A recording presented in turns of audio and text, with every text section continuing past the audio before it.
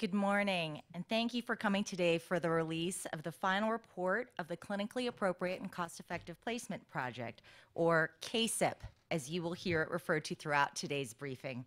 My name is Teresa Lee, and I'm the Executive Director of the Alliance for Home Health Quality and Innovation. The Alliance for Home Health Quality and Innovation is a national consortium of home health providers and organizations, and our mission is to support research and education about home health care and its ability to foster high-quality, cost-effective, patient-centered care across the U.S. healthcare system. For over 2 years, the Alliance has been working with the research team at Dobson, DeVanzo and Associates. Dobson DeVanzo has been working with Medicare claims data in order to identify opportunities for improving quality and efficiency of care and reducing Medicare spending. Since May of 2012, the Alliance has issued a set of 4 working papers as part of the CACEP project, which have focused on various issues related to post-acute care delivery, including episode payments, patient pathways, and hospital readmissions. And today we're releasing the final report of this project. The CACEP study not only examines the use of home health as a post-acute care provider, it also rigorously looks at Medicare payments for patients who receive care in other post-acute care settings. It also looks at how the U.S. healthcare system can prevent avoidable hospitalizations and rehospitalizations. To get things started, I'd like to introduce today's event moderator, the Honorable Billy Tozan. Chairman Tozan has a long history with issues related to healthcare policy and the U.S. healthcare delivery system, in both his public service as a policymaker and his work in the private sector. He has been a leader during some of the most transformational times in our nation's healthcare system. Chairman Tozan served 13 terms in the U.S. House of Representatives, representing the 3rd District of Louisiana. While in Congress, he served as chairman of the House Energy and Commerce Committee, where he left his mark on issues ranging from telecommunications to environmental policy to healthcare, including the passage of the historic Medicare Prescription Drug Part D bill. Chairman Tozan's distinguished career began in the Louisiana State Legislature, where he served 3 terms before being elected to the U.S. Congress. His commitment to healthcare issues, his personal and professional experiences, and his dedication to ensuring that Americans have access to healthcare services they deserve makes it an honor to have him with us today. Please welcome to the podium the Honorable Billy Tozan.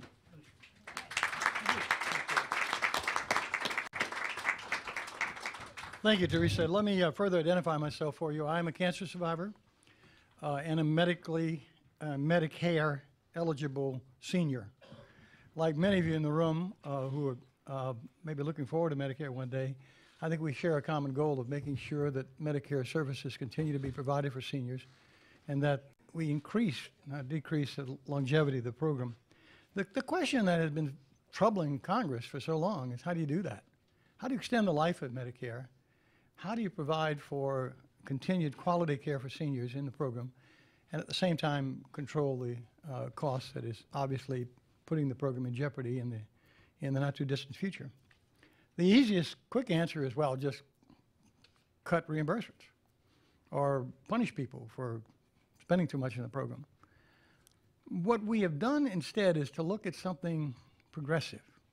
Is there a way of combining the notion of making sure that seniors who leave a hospital end up in the clinically appropriate place that is also the most cost effective? Now, combining those 2 ideas is seemingly contradictory. In many countries of the world, they go with the cost-effective solution, whether or not it delivers quality care. In this country, we're concerned about making sure quality care and appropriate settings are used for people within our program.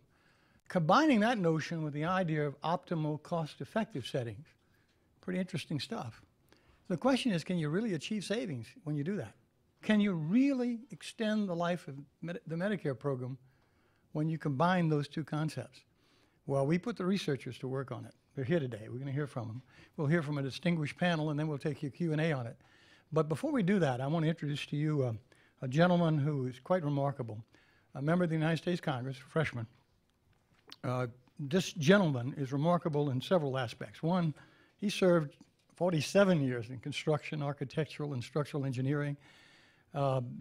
before he entered Congress and before he served in the Virginia State Legislature, I understand. Bottom line is David McKinley is one of those people in Congress who's been in the workforce and managed a business and knows how difficult it is to provide health care for employees and to continue the critical services that they need. He literally serves the 1st District of West Virginia, elected in 2010, so this is his first reelection season. He is known for wanting to get things done in Washington, not just getting reelected, and that's pretty cool. There's so many who I know come to Congress just hoping to get reelected. David's one of those guys who wants to get something done while he's there. He already knows who he is. He doesn't have to be anybody. He's a great father and husband and family man and businessman. He knows exactly who he is. And one of the things he's committed to do is to try to help make sure Medicare is available for seniors in our country and continues to be a strong program. I asked him before we came to the podium today, why wasn't he in West Virginia campaigning? He gave me a simple answer. This is more important than an election. That commends him well. Ladies and gentlemen, David McKinley, Congressman.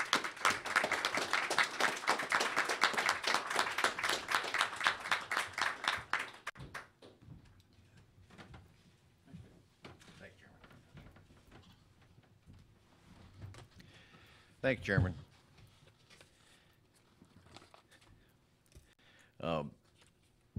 My name is David McKinley, and I, too, as Chairman, have my Medicare card here. I haven't used it yet, but I can assure you we're going to make sure that it's available to us.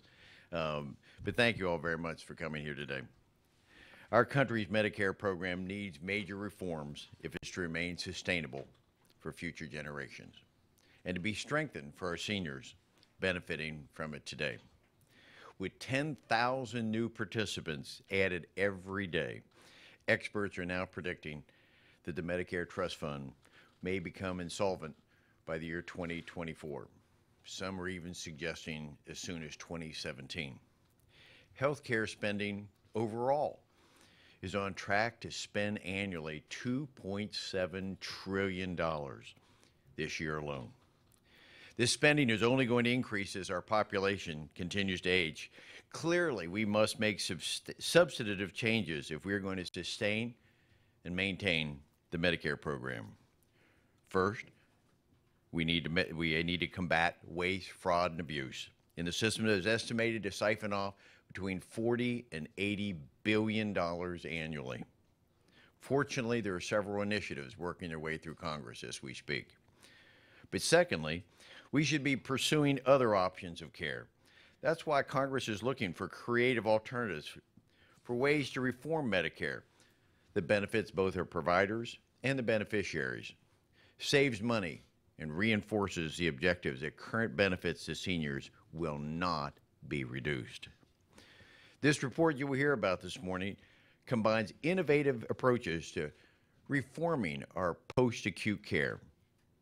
There are reforms to improve care, not more cuts to seniors who have worked their whole lives and deserve quality care. Thankfully, Americans have an abundance of options when they're being discharged from a hospital stay. Today's post-acute care includes a great many alternatives for various clinical needs, which helps patients receive care in a setting where they feel most comfortable. Making effective use of these options by placing patients in the most clinically appropriate setting, even without restructuring the way care is provided, could save Medicare, by this report, as much as $35 billion. But with some tinkering, with some restructuring, the savings could reach as much as $100 billion over 10 years. This isn't a silver bullet to fix our Medicare program, but it could make a difference. Better post-acute care leads to less frequent hospital readmissions, plain and simple. According to numerous studies, when someone's care contains a hospital readmission, the Medicare patient payments more than doubles. For example, patients who use home health following a hospital discharge often have better management of their chronic conditions and better preventive care. allowing them to remain out of the hospital. This report will show that we can achieve better outcomes when you manage chronic diseases so that there are fewer hospital readmissions. Together, this can reduce costs and improve a person's quality of life. From my own personal experiences, I can tell you that it makes a world of difference to bring a patient home for care. When my mother was at the end of her life, we made a decision as a family to keep her home. This was not an easy decision, but it was one that was best for her and for us.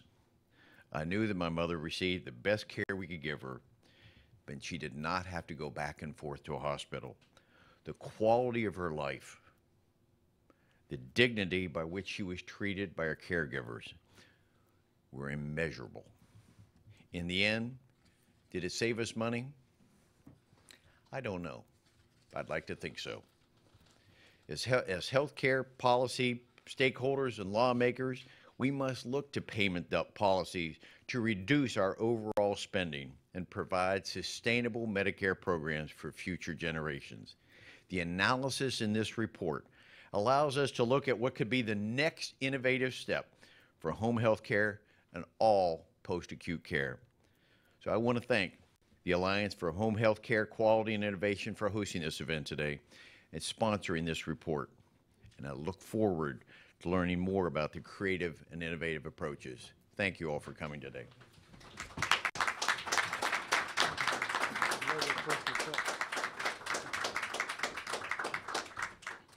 Thank you. When the Alliance, which is a great research organization, really needed a healthcare economist and policy consulting guy to turn to do this research, they had to answer a simple question. You've heard it in the movies. Who do you call?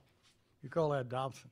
Al Dobson is the premier expert in terms of the kind of research that required literally the intensive review of what happens when you do, in post-acute care, try to combine the appropriate setting with the most cost-effective setting.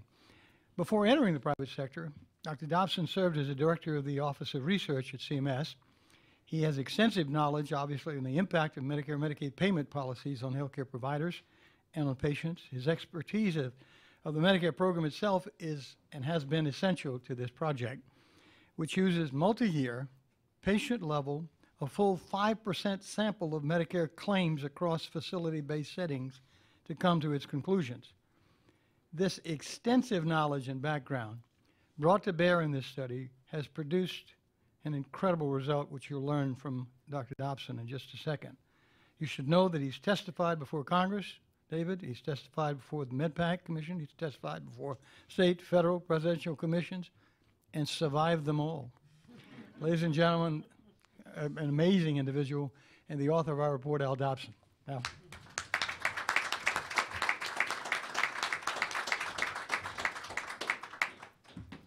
Now, if only he can turn the computer on.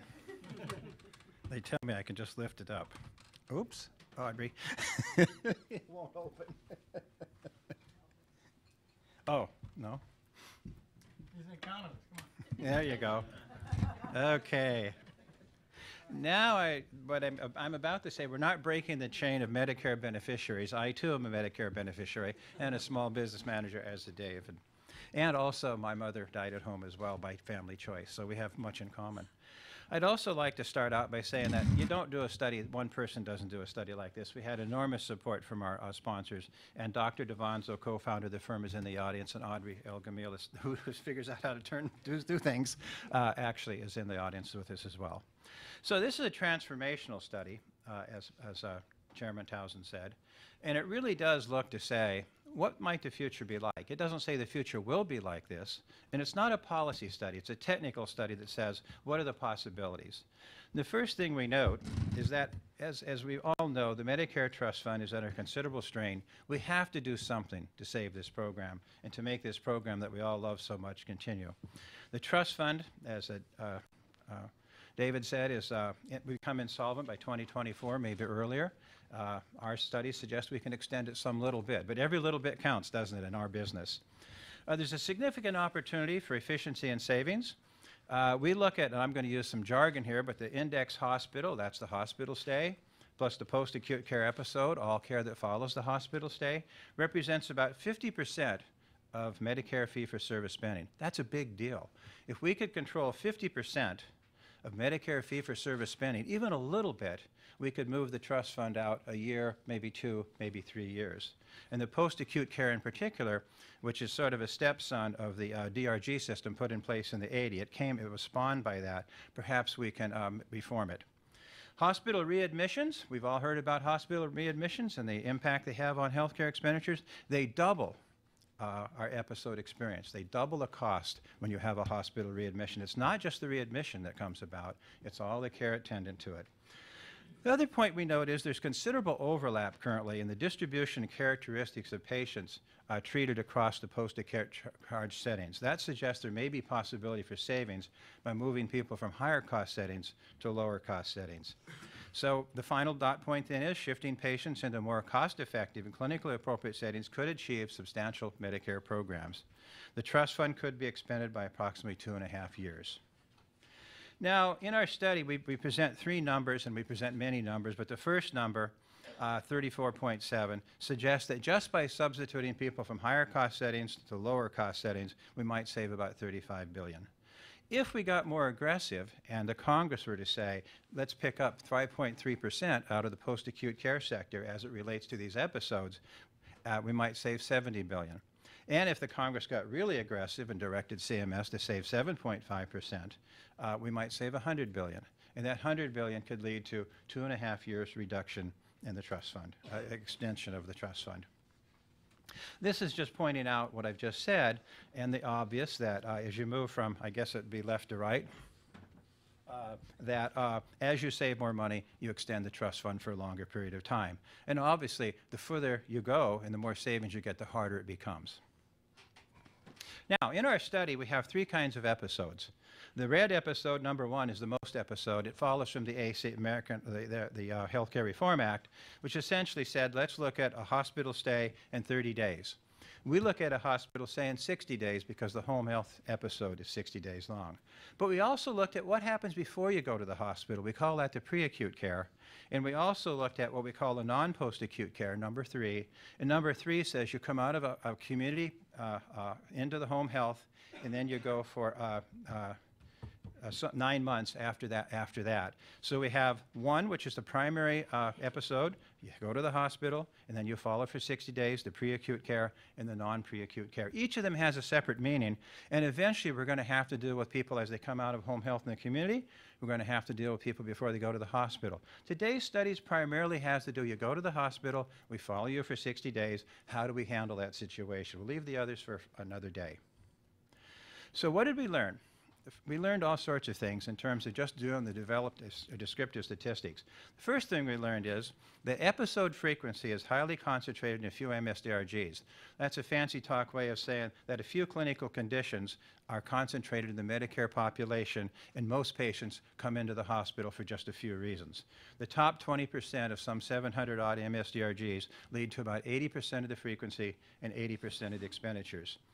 The top patient overlap across first settings is considerable. Right? What do I mean by first setting? You come out of the hospital, you go to a home health, you go to a skilled nursing facility, you go to inpatient rehabilitation, or you go to a long-term care hospital.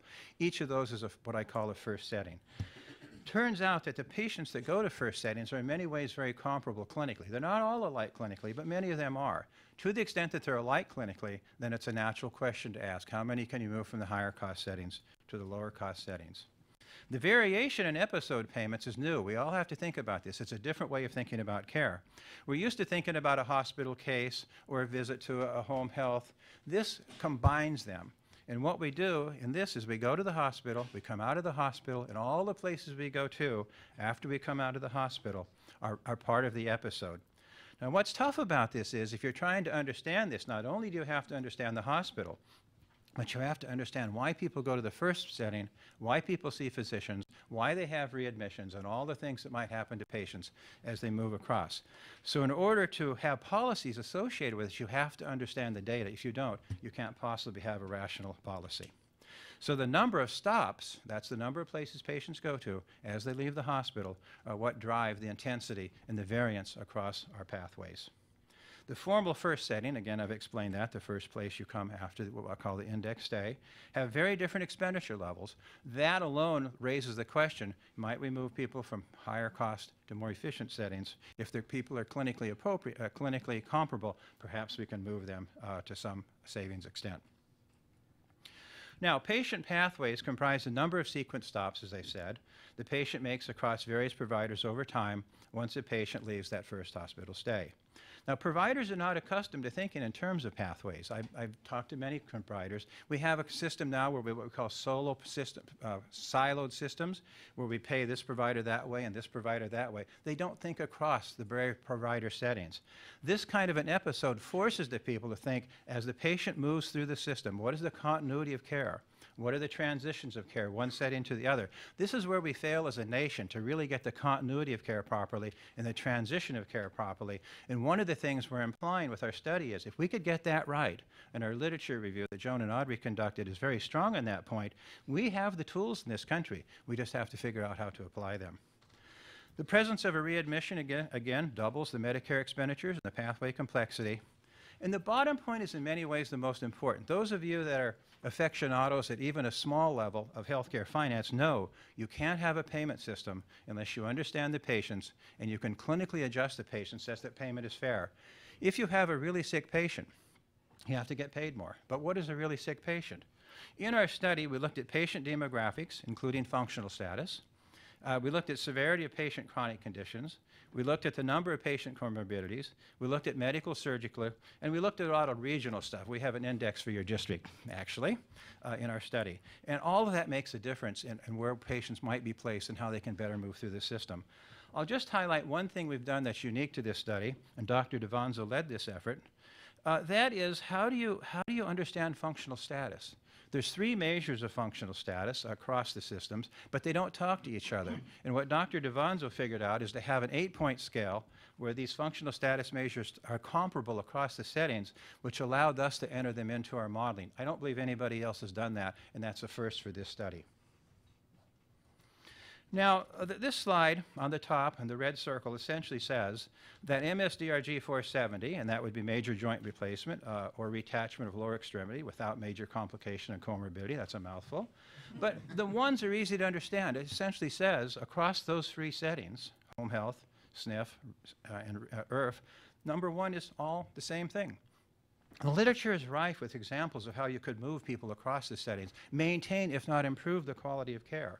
On the other hand, now, because we have siloed payment systems, there's no incentive to think about the question, even alone implement it. And that's what we need to talk about, is can we put a place of incentives in place that would allow that to happen. The next slide surprised me very much. When we looked at primary chronic condition, we found, again, enormous comparability. You see the first one, home health, overall, SNF, IRF, LTAC, STAC, that's long-term care hospital. Oh, no, that's a short-term hospital. And then community, which in our thing means physician and outpatient care. Look at those. They're all the same ranking. If you were to risk adjust to say how sick are people on these measures alone, you would fail. Why? Because they're the same across all the settings. That suggests that risk adjustment has the number of complications and comorbidities, the work that we've done on functional status, which adds to the power, perhaps the region, because there's different supply capability across the regions. All manner of things have to go into that risk adjustment, but you cannot just on the first instance of rheumatoid arthritis say this will adjust patients across population setting. Very important finding from our study. Now, this study, this particular finding, suggests that, yes, indeed, there are various costs across the settings. It's primarily the way we pay and primarily the way care is provided within settings. But you'll notice the overall average here is $23,479. If you go to home health and you stay for 60 days and all the things that happens to you across your patient pathway with the stops I mentioned, it would cost $18,068. That's $5,411 cheaper than the overall average. And as you move down, you can see progressively more expensive. That doesn't mean it's inappropriate, but it does mean in some instances, patients could be moved down into a lower cost, more effective setting. Indeed, this spring I had the opportunity to work with several clients, many clients actually, as they were thinking about applying for a Medicare initiative. And that initiative basically took an episode and paid for it in one lump sum. And as people were looking at numbers like this, Medicare provided the numbers, they didn't use our numbers, they came to a not altogether shocking conclusion. They looked at these numbers and said, gee, is it appropriate? Can we move in some instances people from higher cost settings to lower cost settings? If we can, that's how we can save Medicare money, and that's how the folks that were thinking about participating said, we can make this work. And believe me, they were all over these numbers. They're actuaries, they're clinical people, and the sponsors of these proposals looked at these numbers very carefully. And these numbers are highly consistent across MSDRGs. It's not just 470, it's all of them. Now, this is a complicated table, but I'll make just a few points on it. On the left side, that is the left side, isn't it, Joan? we have the major joints. And then on the right side, we have heart failure and shock. Now, that's a clinical. Now, it turns out when you look at these episodes, the first thing you learn is surgical is very different than medical. Surgical is very expensive and mostly in the hospital, and less as you come out, because you have so much intensity in the hospital. Medical is much more diverse across the setting. The pathways are more complicated. So the first thing we learn is that the surgicals cost more overall. There's oil actually about the same here, $22,000 and $21,000. But the first 5 pathways, and you'll see it on the very far left, that AHC means a hospital, home health, community. It's about $17,000. The overall average for the first 5 is about $20,000. So the entire episode for the first 5 pathways averages about $20,000. Turns out that as you move down through the remaining 51.6 set of pathways, they have about 5.2 stops. You can see none of these are 5. They're considerably simpler. The average is 5. We've seen as many as 20, 30 stops in a 60-day period. Makes no sense at all clinically. And I've talked to clinicians and they say, ouch. As a matter of fact, Congressman McKinley's wife said, not ouch, but she said, I don't get that. That doesn't make sense to me as a clinician. And she looked at those numbers very carefully. Now, so you can do on the left side, on the surgical side, you can move patients, but you're probably not going to get a lot of power from reengineering because the spread between the 20,000 and the 25,000 is relatively close. But go to the medical side. On the far right, we have 13,000 for the first 5 episodes, representing 45% of our episodes. But then we go up over twice to 28,000. Now we can place people in the most appropriate setting, and we can re-engineer, and we can say, why do we have so many stops? Why is life so complicated? Why do we have so many readmissions? The clinicians say, maybe we can fix that. And we've been visiting academic health centers as of late. They're doing what they call re-engineering. And re-engineering is essentially looking at all the inputs as engineers that we know. What are the inputs into the process, and can we simplify the process and make it more effective, clinically more powerful, and less costly? So it looks to us like there's a lot of advantage here and a lot of power within these MSDRG settings to move both the placement of the patients and to reduce the complexity of the pathway through time. This chart simply makes 2 points. When you have a readmission, there's a lot more stops. That's in the pathway again. And you get 2.21 times expenditures when you have a readmission. We've looked at this across, there are some 700 MSDRGs. We've looked at maybe 200 or 300 of them. They all look like this, about 2.21. They range from maybe 1.6 to about 2.73 times, but they're all around 2.21. Readmissions are costly. And as other folks in the literature have noted, not only are they costly, they're very troublesome to the patient. When you get readmitted, you get disoriented. It's a very complicated thing. And when you're in Medicare, as some of us are, and you're moving across those settings, it is not a pretty picture. The fewer of those, the better, for sure.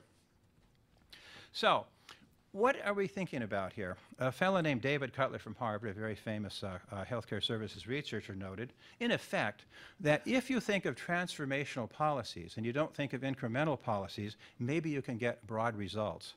A man named Ken Thorpe, who has done work in Vermont, said maybe if you have a transformational policy in a state like Vermont, you can get broad results, which they have set in place in Vermont, and they are getting broad results.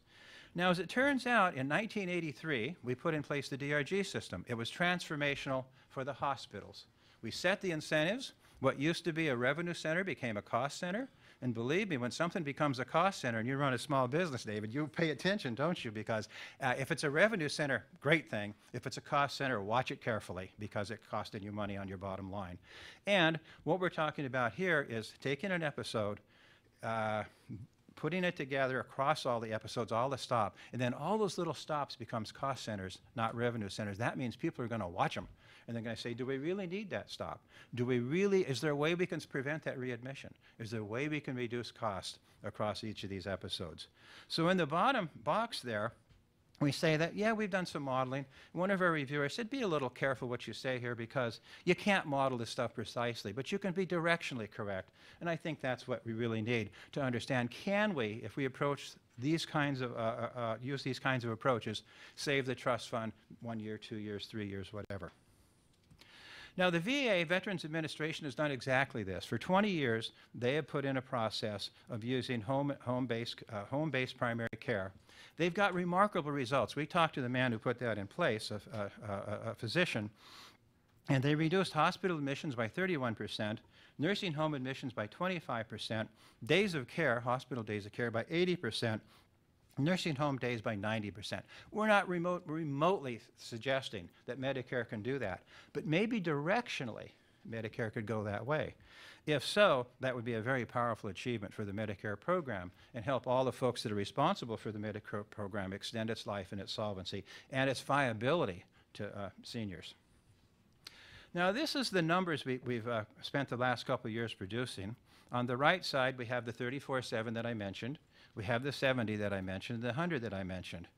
Model 2 is a little different, and it gets 2 stars on it.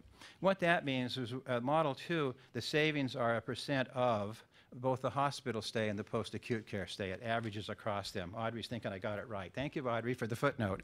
So that's a very different number, but it does say something. It says that when you look at the hospital primary admission, remember I had episode 1 and episode 2, as you flow from 2 to 1, if you're paying attention to the patients in the community, maybe you can keep them out of the hospital in the first place.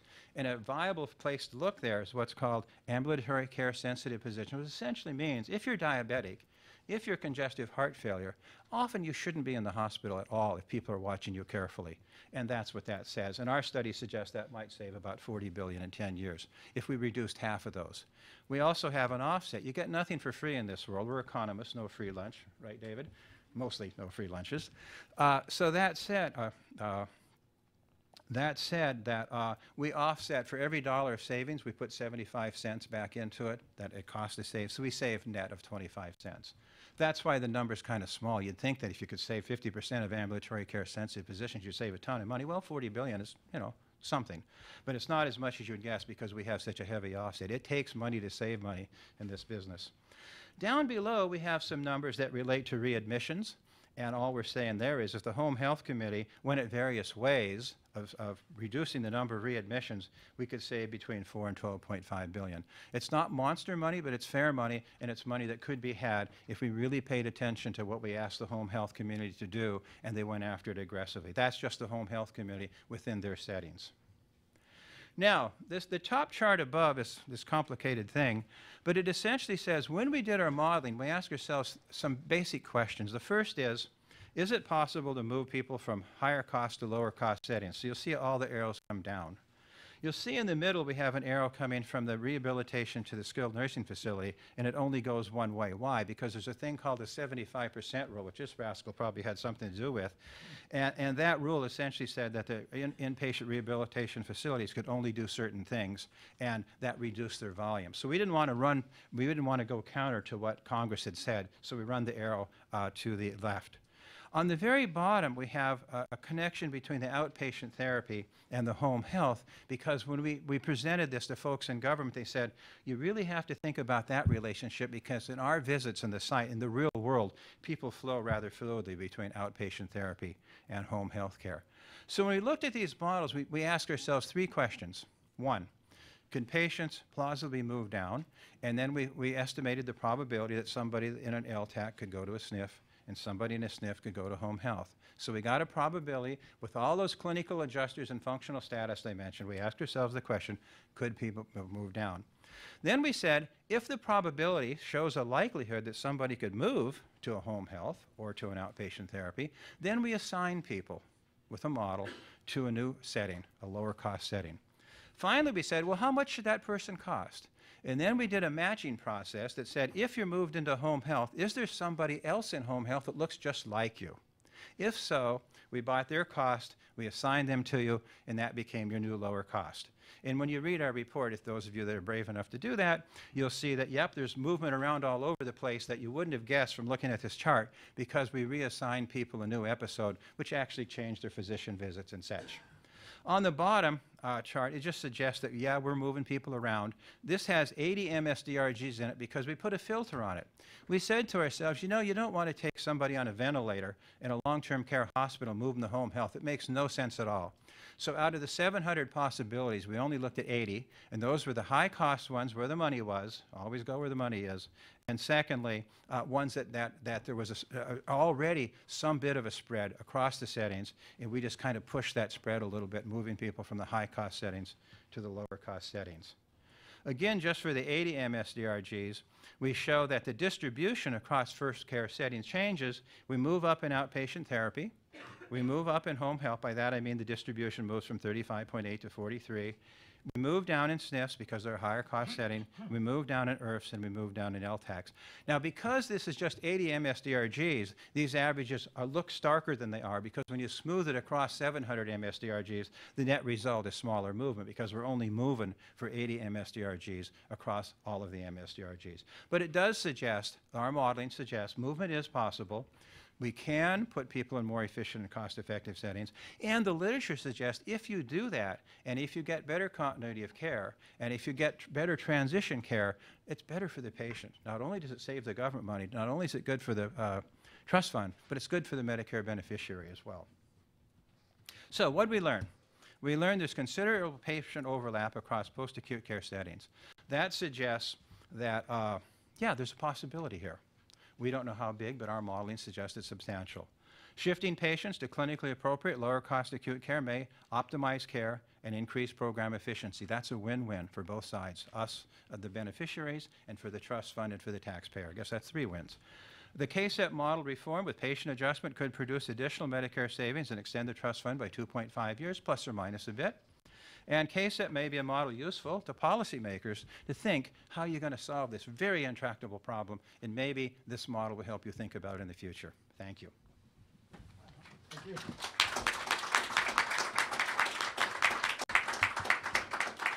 Now, this is an important day today. Until Al Dodson and Devanza did this work and verified the savings that Medicare could achieve if it simply made a determination when a patient left the hospital, what is the most appropriate setting, number one. Make sure we're not putting someone in a setting that is not appropriate. And 2, which of the appropriate settings is the most cost effective and maintains the quality of care for that patient. Pretty commonsensical, isn't it? It just makes sense. Why would American taxpayer and Medicare tax contributors want a system that always places patients in the appropriate care setting that is the most expensive when that isn't necessary? So the common sense argument of this study has now been validated by the actual data that Dobson Devanzo has presented to you today. What we'd like to do now is turn to a discussion of that and why that's so important for Medicare. I mean, up until now, we all agree we ought to fight fraud first. Get the fraud payments out of the system. Quit cutting the good providers and letting the bad providers get away with murder, which is what has been going on, we know. So fight fraud first, save those dollars. But after that, what do? You just cut all the providers? You know the bad result there. The bad result there is there are fewer providers, patients lack care and access to Medicare services. What do? Do you just shift people to the lowest cost setting without regard to what's appropriate? That would be bad too. That would be bad for patients, bad for the Medicare system. What Dobson and Devanzo has done, in a very commonsensical way, has identified the enormous cost savings when we put those 2 concepts together. putting people in the right post-acute setting with a continuity of post-acute care that serves the patient in the least costly setting for the government and for that patient. It's going to be different per patient. What Dobson DeVazzo said is that for many patients, you can make that decision, save the government money, care, provide, in fact, better care for patients, and at the same time extend the life of the Medicare Trust Fund. It's pretty cool right now. Because everybody's searching for those answers. Until today, nobody had an answer. Today we got an answer. Today we got a path forward. Today we have a directional arrow pointing in the right direction. So what I want to do now is turn to our panelists. And we have some distinguished, indeed, people on the panel. First of all, Blanche Lincoln. Senator Blanche Lincoln, as you know, is from Arkansas. She served 2 terms in the U.S. Senate. She's the youngest woman ever elected to the Senate, and she is not Medicare eligible as far as I know. But we expect her to be one day. She also represented Arkansas' 1st Congressional District in the U.S. House for 2 terms. I have the distinction of being the only person to advise her not to run because I didn't think she could win. She not only won, she became a great U.S. Senator following her term in the House. She serves on several committees, including the Senate Committee on Agriculture, Nutrition, Forestry, Senate Special Committee on Aging, which is, of course, very relevant to this issue today. She's also served as the chair for rural outreach for the Senate Democratic Caucus. Senator, thank you for joining us today. I want to introduce our second panelist, is Doug Holtz-Egan. Currently, Doug serves as the president of the American Action Forum. He was most recently a commissioner of the Congressionally Chartered Financial Crisis Inquiry Commission and has raised all the red flags that everybody's talking about in these presidential debates. He served as president of in 2000 of the Council on Economic Advisors and as the 6th director of the Nonpartisan Congressional Budget Office. His credentials are impeccable.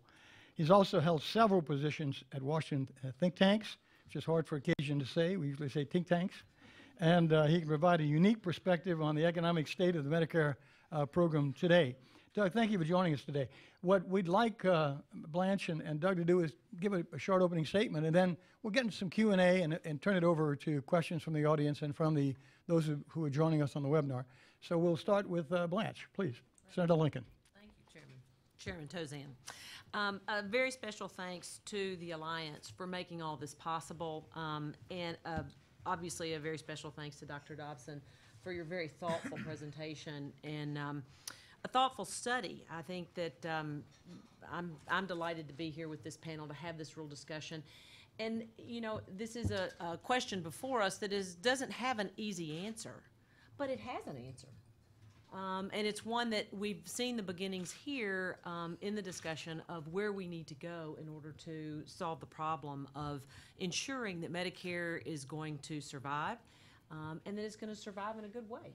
And I'm very excited about that. There's nothing in this world that beats good, nonpartisan, objective data when it comes to making good policy choices for Medicare. Medicare is important to all of us. I am not a recipient yet. But we need to go no further than our own families to look at the individuality of how Medicare needs to be delivered. I come from a very rural, small community. I didn't know I was a caregiver when I was 16, but I was.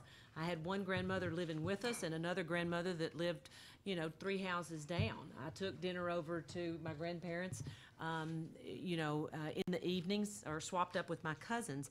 I look at my mother-in-law who suffered early in life, and yet my husband's grandmother who just a couple of years ago passed away 1 week shy of 112 and still living in her own apartment on her own. Everybody is different, and it's difficult to design programs that are going to meet that kind of individuality, but it's not impossible. And that's what Dr. Dobson brings to us today in this really great study, is to say it's not impossible for us to look at the economics of it, which my colleague Doug will do here, and talk about how important that is, but more importantly, the real individual ways that we can deal with Medicare as a program and provide not only cost effectiveness, but also the kind of individual care that individuals need.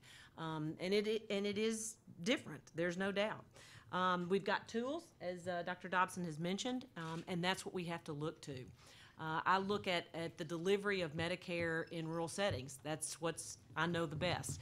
And people have heard my stories and certainly seen the fights that we've made. It's going to take a lot of education in individuals, not only Medicare recipients, but also those in Washington in terms of how delivery is made and what it means, the cost effectiveness, and the outcomes that actually come about. The clinical pathways that are talked about. Most people in Washington, unless you have been a caregiver, don't understand necessarily those pathways. We've got to create a better understanding of that. I think the most important tool that we are going to find in this debate and in this discussion is patient-centeredness, and recognizing that the objective here is to ensure that the patient gets everything that they possibly could in the best possible way at the best possible cost. But if we're looking at that patient-centeredness, I think that we're not going to miss the objectives of what we want to do here. I think that's going to be a critical part of what we need to see. The CACEP study is a great beginning. Chairman Tozan is exactly right. This is a great place right here, right now, to begin this process. And we can do it in a bipartisan way, and we can figure out the solutions that need to happen. Those decisions that are made at the hospital in terms of discharging have the potential to really land patients in settings that may not be the best for them clinically. So we've got to make sure that as those pathways are being dealt with, those decisions are being made at discharge, that the people that are engaged in that on behalf of that Medicare patient have that patient-centeredness at heart and are looking at all of the different avenues. Dr. Dobson mentioned the VA. One of the things I did an awful lot working with the VA was the Medical Home Buddies, which was an amazing program that made it more home-centered, gave them the opportunity to stay in their homes but still get the same kind of treatment and the knowledge that flowed through the caregivers in a way, particularly the medical professionals, whether it was the VA system, that would allow them to stay in their homes and still get the quality of care at a lower cost that meant so much. So I'm proud to be sitting next to one of the deans of Medicare and to be a part of this conversation. The last thing I would just say is I know, having sat on the Senate Finance Committee, in dealing with Medicare in both the thoughtful ways that we want to care for Medicare recipients, but also the cost issue that's going to be there. Dr. Dobson used a couple of terms that I think are very important. One is that even small amounts matter when you're talking about savings. The other thing is you said it's not monster money. You know, we can't just find two areas and save all the money we need. Monster money doesn't really exist. It takes small incremental ways to get to where we need to be. But it's so very possible, and I'm so pleased, again, that the Alliance has brought to us this study and Dr. Dobson's work and all of that will really help us move to the solutions that we need, because we all, whether it's ourselves or whether it's family members, have someone that is truly in need of Medicare and is going to be depending on Medicare to be there for them. I happen to be one of those, and one of these days it is going to be there for me. So I'm grateful to be a part of this panel and this distinguished group, and look forward to the discussion that we're going to have. Thank you. Thank you so much, Senator. Doug, give us your perspective. Well, thank you. I want to thank the Alliance for this opportunity. I want to thank the chairman for the gracious introduction. He wasn't quite so gracious when I was CBO director and I was testifying, so it's nice.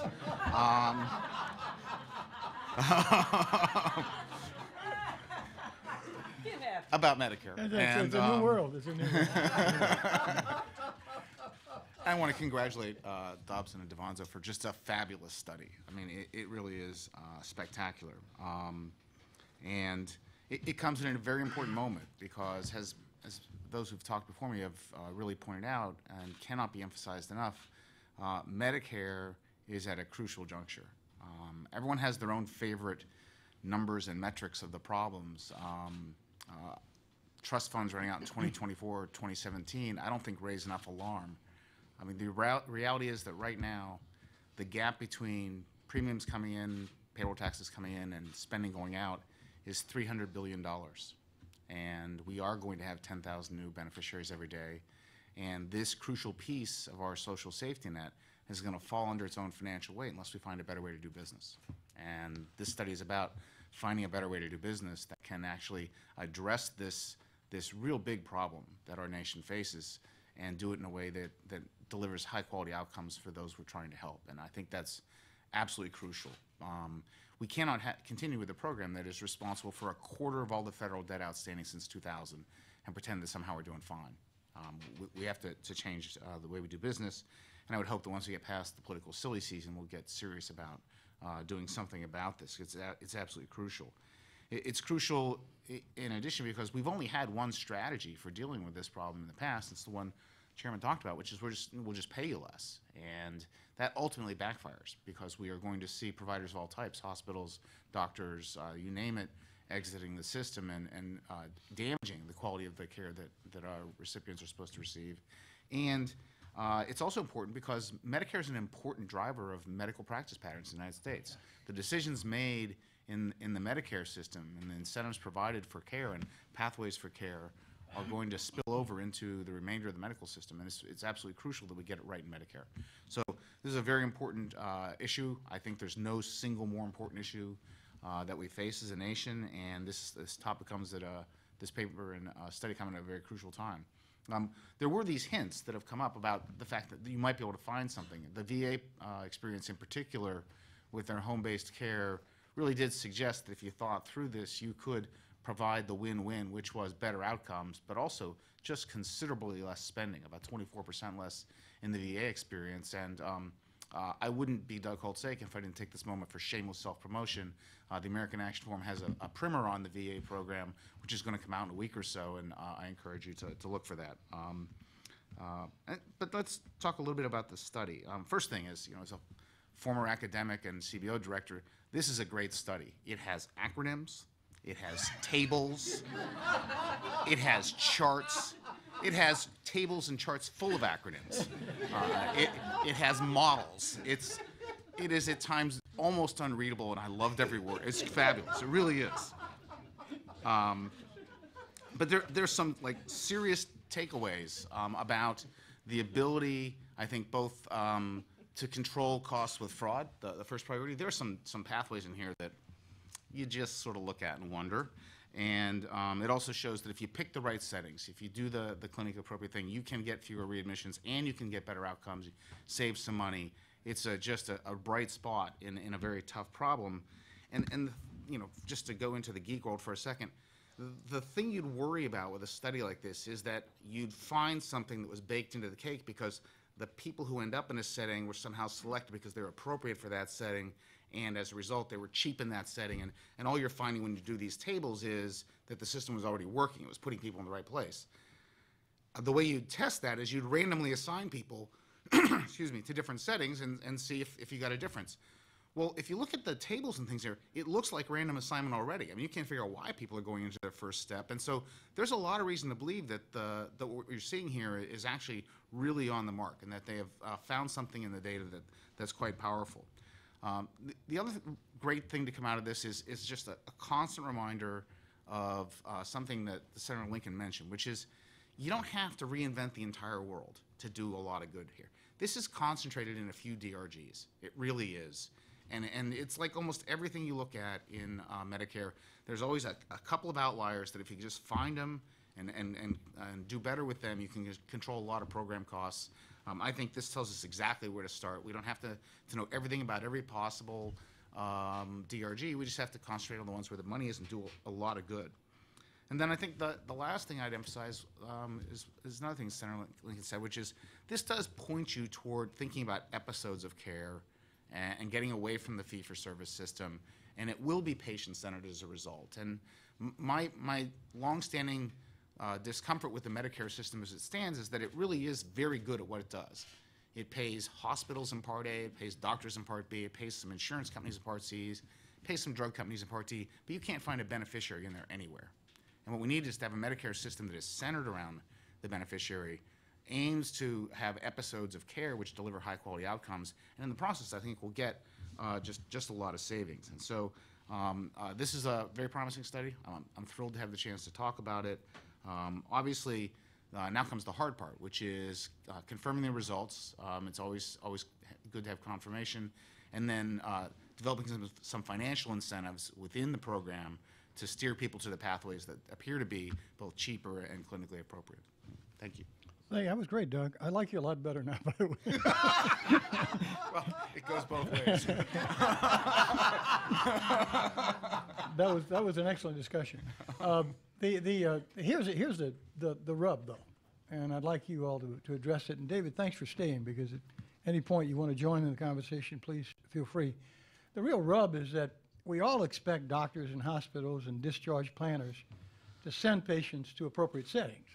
That's their job. That's what they do. They care for them in a hospital, and then they make sure they go to a setting where they're going to get great care. Otherwise, they're not doing their job. The question is, what's the incentive in the current system for the doctor, the hospital, the healthcare planner to actually look for the appropriate setting that is the most cost effective? Is there an incentive in the system today? Or do they just send them to the silos they're used to sending them into? Anyone? Well, I think you answered the question by your final retort. The way we currently pay, we pay each provider with a siloed payment system. Each provider looks in to maximize care, and they do a very good job at it. Hospitals within their system, long-term care within theirs, skilled within theirs, home health within theirs. But nobody is looking across settings, because nobody. I was called the other day and did an interview with a patient-centered kind of thing, and they said, I'm going to talk to you about patient-centered. And I started talking about the kinds of language I'm using here, and the person said, oh, I've never heard that before. I was shocked, because we've worked on this for 2 years now. We have invented a lexicon. It's almost a language, and I hope I didn't sound like I was from Mars or someplace. But nevertheless, this language is hugely important. I was a philosophy major as an undergraduate. Language counts. Language matters. And if you can get the language right and get people thinking about things in the right way and get the incentives appropriate, then we think across the silos and we start to really be patient-centered, as opposed to just focused on the patient within a given setting, because that's the way the payment system works. Anyone else? I think one of the important things to remember is that we always have this mental image of, the doctor making this decision, the whole menu's out there, where am I going to send them? That's not what happens. People develop a way they do business, and it's a business. And so you have to be able to make some money and pay everybody, and you have to be able to deliver the care, and you sort of develop a routine. And that routine reflects the existing financial incentives. And so you really do have to rework those, or you're not going to change the way business is done, and as a result, you're not going to change the way the care is delivered. I would just say, living with a physician as I do, the thing I hear most commonly is that every patient is different. Every patient is different. So when those that are providing the care, hospitalization, or they're looking to move, if they should, to another silo, it's so critically important to make sure that all the information about those patients is there. Where do they live? How do they live? What are the circumstances in the community? I mean, those are all critical. Providing or diagnosing and then recommending a follow-up care that's 45 miles from your home is not something that makes sense. And I think that, looking at where that individual is going to get their care on a day-to-day basis and who's going to be responsible for helping with that has got to be a part of the picture. And I think too often in rural areas, I don't know about the congressman, but growing up in a rural area like Arkansas, which in many instances can be very much like West Virginia, sometimes that's just not considered, and you end up with a more costly proposal of care. All right, so we got a situation where doctors and hospitals and planners kind of do what they always do, send them to the appropriate care center that they're used to sending them to, and we don't see any real incentives to look across that spectrum. That's current situation. What Dobson DeVanzo didn't do, however, was give us the specifics of how we get to this place where someone's looking across that whole spectrum. And secondly, what safeguards would we have to make sure are in place? For example, to ensure patient choice, to ensure quality of care, to ensure patient access to the right care, so that somebody in government is not making a decision that really doctors and patients would like to make. How do we protect that? Anyone want to touch that one? One of the things that they're exploring in Arkansas is allowing the medical professionals to choose who is going to be the medical home in order to make sure that there is a medical home and that there's one, overhanging care home where those decisions and all of that information is being put together so that you can determine where is that next place that that patient or is going to go in order to get the best quality of care at the lowest cost, and that's conducive to the individual's circumstances. So I Well, think- the concern, Blanche, is that just leaving it to the physician, as Al Dobson pointed out, maybe just the business to say they're used to dealing with this silo and this is where they go. What's the mechanism to get this cross-spectrum look and making a decision that is not only appropriate but also cost-effective? Doug, you want to hit it? Well, I think no matter what path you go forward, we have to do two things very well that are essential pieces of information. You have to get the health assessment of the individual going in, so you can risk adjust and know who was sicker and who was not. And you have to measure outcomes because you have to know what you're getting out, regardless of what you put in between in the system. And those are crucial pieces of measurement that have to be better in the future.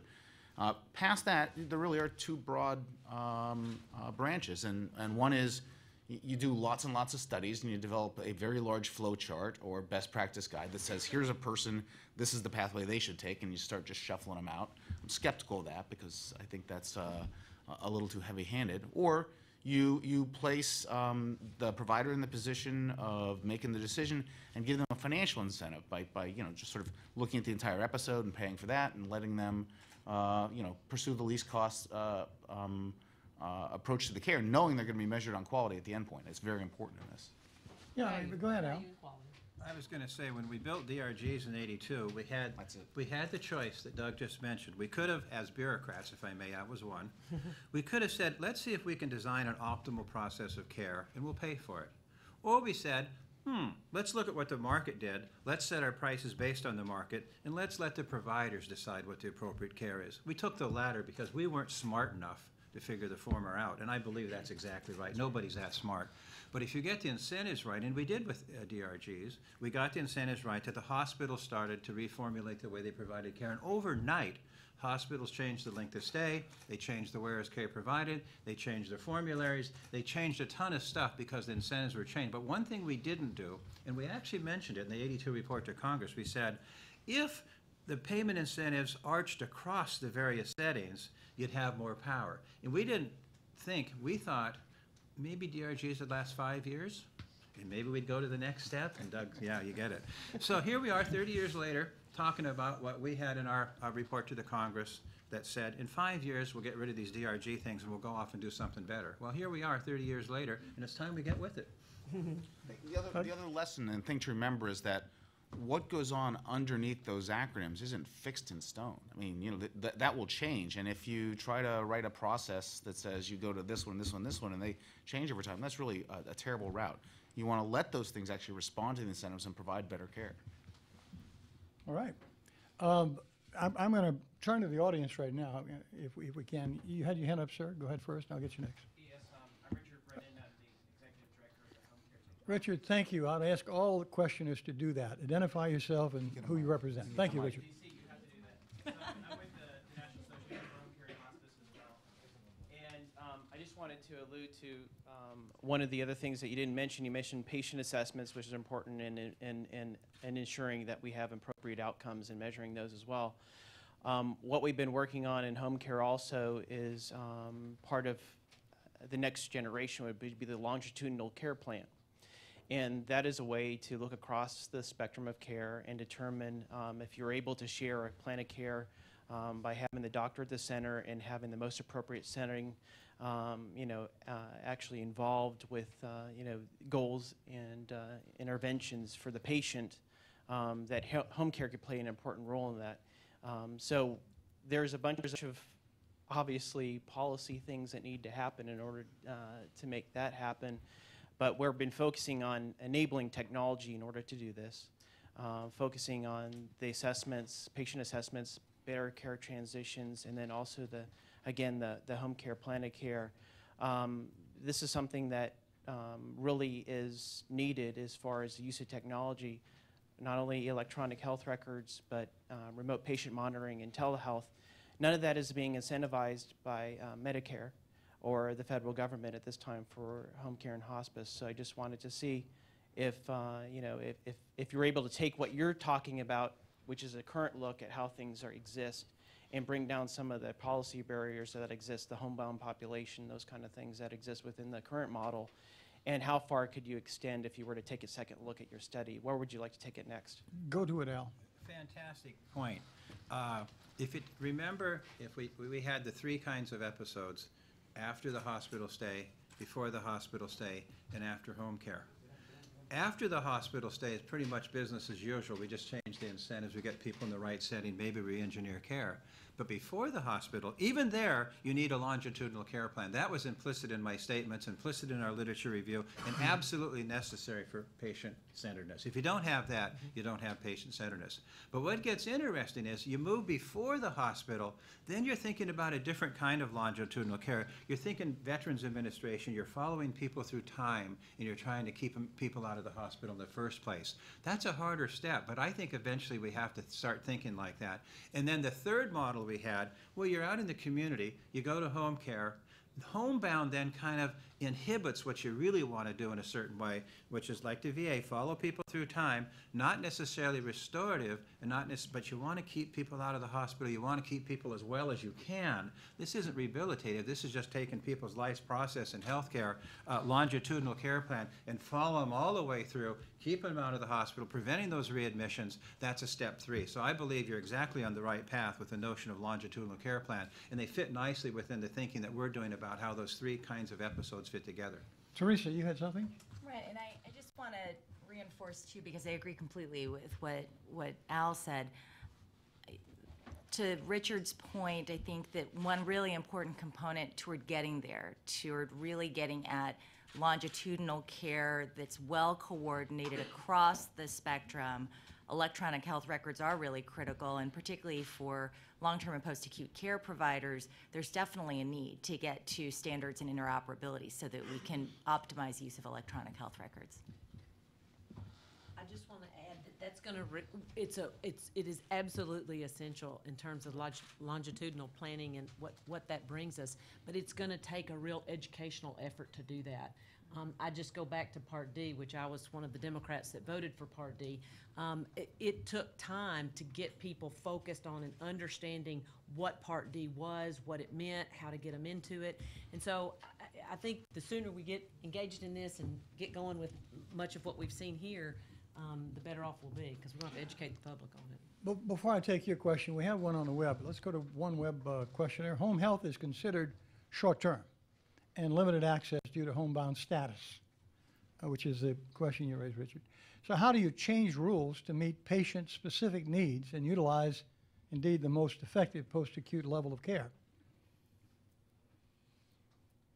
Well, Teresa? absolutely. I think that one of the takeaways from Dr. Dobson's study is that we need to get towards some way to manage care on a longitudinal basis so that we're not just looking in abbreviated episodes. And to the extent that the policy community starts to look at reforms in order to really improve post-acute care and, I guess more broadly, care coordination, we absolutely do need to look at ways to break through the silos, create a more longitudinal approach to care so that we're looking at the patient as a whole and not just looking in silos as to how to help a patient within each care setting. So, absolutely agree that we need to look at those options, and I think that Dr. Dobson's research points the way to opportunities. That question, by the way, came from Angela Buchanan at the Baptist Memorial Healthcare.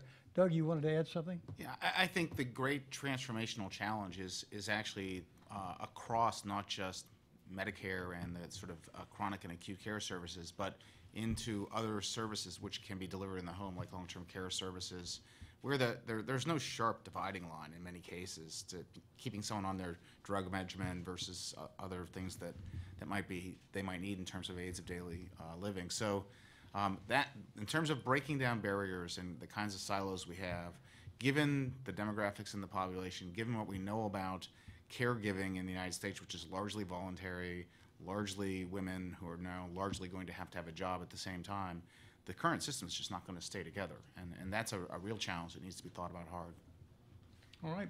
In the audience, yes, sir. You had your hand up in the center here. Would you identify yourself, sir? Thank you. John Wilkerson, Inside Health Policy. you've already asked how you do this, but I'm still a little confused about the incentives. You're talking about breaking down silos. Are the ACOs and bundled payment and a medical home, all these demos that are already happening, do they get at this, or are there new policies that are needed? Are you merely describing the potential savings that could come from what we're already testing, or are you talking about new policies that are needed to achieve this? Good question. Anyone? Well, Doug? I'll defend the researchers. Today's event's about research, and it's not really about policy prescriptions. It's not really about what will be the future structure of the Medicare program. It's about the demonstration that we can do business better, that practice patterns can be changed in ways that enhance both the patient's experience and the taxpayer's exposure to spending. And so it's a research finding. It's a very important research finding, and ought to spur a lot of discussion on the policy front. But let me follow your question with one to the panel. You know, the new law does fix penalties on hospitals for inappropriate readmissions. It's designed to try to encourage hospitals and discharge planners and physicians to make good decisions so that patients get treated so well in the post-acute care setting that they don't come back. Otherwise, the hospital gets penalized.